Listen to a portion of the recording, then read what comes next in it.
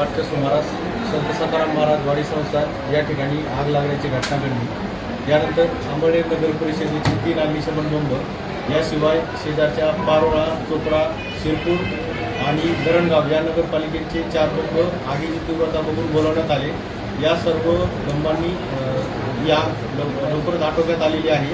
आग पूर्णपणे विझलेली आहे आणि यानंतरही पूर्ण लाकड असल्यामुळे त्यावरती कुलिंग करण्याचं काम सुरू आहे आणि रात्रभर या ठिकाणी नगर परिषदेचे 2 अग्निशमन बंब सुरक्षिततेचा उपाय म्हणून या ठिकाणी बंब आणि कर्मचारी या ठिकाणी उपस्थित राहणार आहेत। सर्व नागरिकांना विनंती करण्यात येत आहे की ज्या ठिकाणी आग लागलेली आहे त्या ठिकाणी लाकडाचं काम असल्यामुळे ते लाकूड आगीमुळे कुचके झाल्याची किंवा धोकेदायक झाल्याची शक्यता आहे।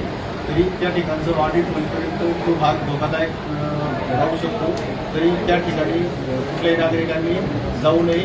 सखाराम महाराज वाडी संस्थान या ठिकाणी जी आगीची घटना घडलेली आहे त्या अनुषंगाने संस्थांच्या वतीने आवाहन करण्यात आलं आहे की मंदिर हे जे पुढील त्यांचे जे कामकाज आहे ते सुरळीत सुरू होईपर्यंत बंद ठेवण्यात येणार आहे। तरी नागरिकांनी या परिसरात विनाकारण गर्दी करून कुठल्या प्रकारचा अनुचित प्रकार घडणार नाही त्यासाठी काळजी घ्यायची आहे। त्या प्रकारे आपण सर्वांनी सुरू झाल्यानंतरच या ठिकाणी दर्शनासाठी उपयोग घ्यायचा आहे। श्री सखाराम महाराज वाडी संस्थान या ठिकाणी आगीची दुर्दैवी घटना झालेली आहे।